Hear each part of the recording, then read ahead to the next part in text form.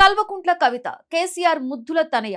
తెలుగు రాష్ట్రాలలో కవిత అంటే తెలియని వారుండరు. అయితే గత కొన్నాళ్లుగా పార్టీలో అసంతృప్తిగా ఉన్నారట కవిత. ఇప్పటికే ఆమె వేరే కుంపటి పెట్టబోతున్నారన్న ప్రచారం సైతం జోరందుకుంది. కేటీఆర్, హరీష్ రావులతో కవితకు ఆధిపత్య పోరు జరుగుతోందట. కేసీఆర్ కూడా తనను పట్టించుకోవడం లేదని, ప్రాధాన్యత ఇవ్వడం లేదని కవిత అసంతృప్తితో ఉన్నారట. ఇంతకు సామాజిక తెలంగాణ అంటున్న కవిత ఫైనల్ టార్గెట్ ఏంటి? కవిత అడుగులు ఏం సూచిస్తున్నాయి?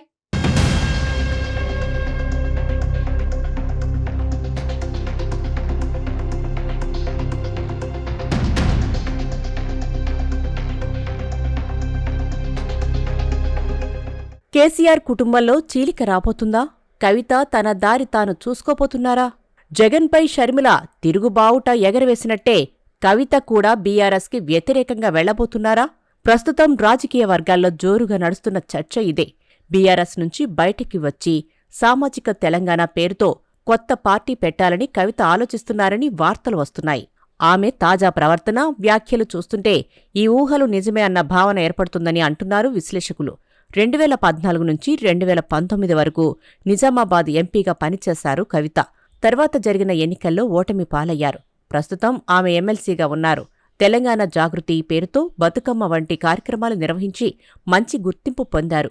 కానీ ఢిల్లీ లిక్కర్ కేసులో అరెస్టై కొన్ని నెలలు జైలు జీవితం గడిపారు. బయటికి వచ్చిన తర్వాత ఆమె ప్రవర్తనలో మార్పులు కనిపిస్తున్నాయని, పార్టీ తీసుకున్న నిర్ణయాలకు ఆమె కట్టుబడి లేనట్టు ప్రవర్తిస్తున్నారన్న విశ్లేషణలు రాజకీయ వర్గాల్లో వినిపిస్తున్నాయి.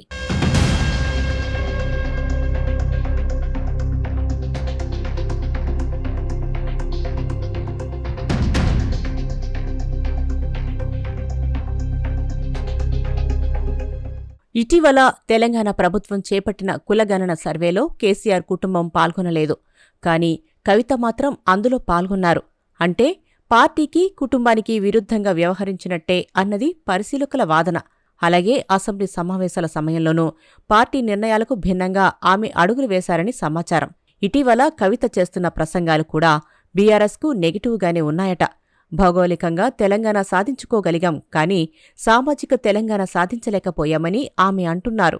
అంటే 10 ఏళ్ల బీఆర్ఎస్ పాలనలో కూడా సామాజిక తెలంగాణ సాధ్యం కాలేదని కేసీఆర్ను కూడా ప్రశ్నిస్తున్నట్టే కదా అన్న చర్చ జరుగుతుంది. ఆమె విమర్శల బాణం కాంగ్రెస్ ప్రభుత్వంపై మాత్రమే కాదు, సొంతింటిపై కూడా ఎక్కుపెట్టినట్టు చెవులు కొరుక్కుంటున్నారు గులాబీ శ్రేణులు.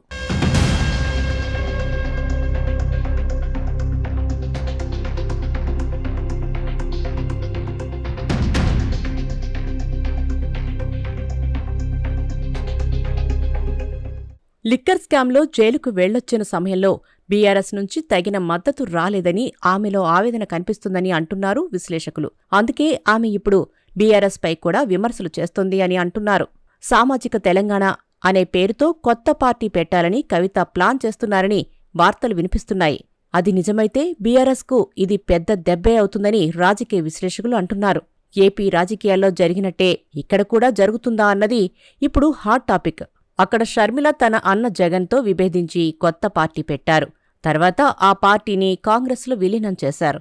అలాగే ఇప్పుడు తెలంగాణలో కూడా అదే జరుగుతుందా? అంటే కల్వకుంట్ల కుటుంబం కూడా వైఎస్ కుటుంబం మాదిరిగానే విడిపోయే పరిస్థితి తలెత్తుతుందా అనే విశ్లేషణలు, వాదనలు ఇప్పటికే ఊపందుకున్నాయి.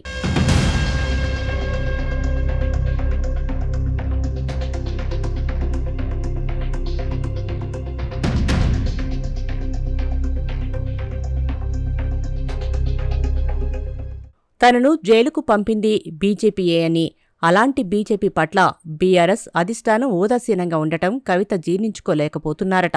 తనను అక్రమంగా అరెస్టు చేసిన బీజేపీతో బీఆర్ఎస్ స్నేహంగా వ్యవహరించడం కూడా ఆమె కోపానికి ప్రధాన కారణమట. కవిత ఢిల్లీ లిక్కర్ స్కామ్ కేసులో కొన్ని నెలలు తీహార్ జైల్లో గడిపారు. బెయిల్ రావడం కష్టంగా మారింది. జైల్లో ఆరోగ్య సమస్యలు కూడా వచ్చాయట.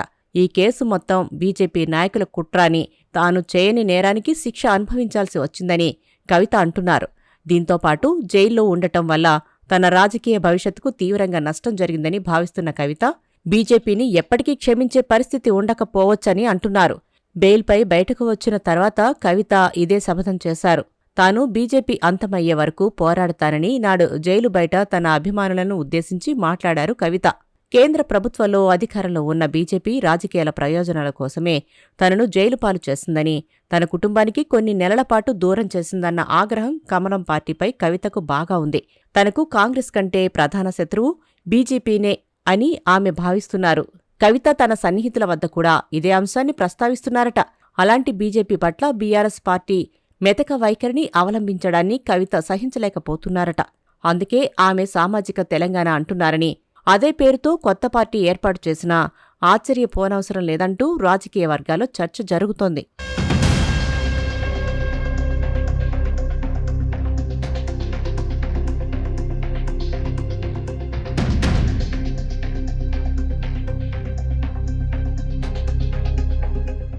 ఇటీవల పార్టీ సిల్వర్ జూబ్లీ వేడుకలు వరంగల్లో జరిగినప్పుడు కేసీఆర్ కూడా కాంగ్రెస్పై ఒంటికాలు మీద లేచారు. కానీ బీజేపీపై విమర్శలకు పెద్దగా వెళ్లలేదు. ఈ అసంతృప్తి కవితలో అడుగడుగునా కనిపిస్తుందని చెబుతున్నారు. కేటీఆర్తో పాటు హరీష్ రావు కూడా రేవంత్ రెడ్డి కాంగ్రెస్ పార్టీపై ధ్వజమెత్తుతున్నారని, బీజేపీని పన్నెత్తు మాట అనకపోవడం తనను బాధిస్తుందని ఆమె చెబుతున్నారట.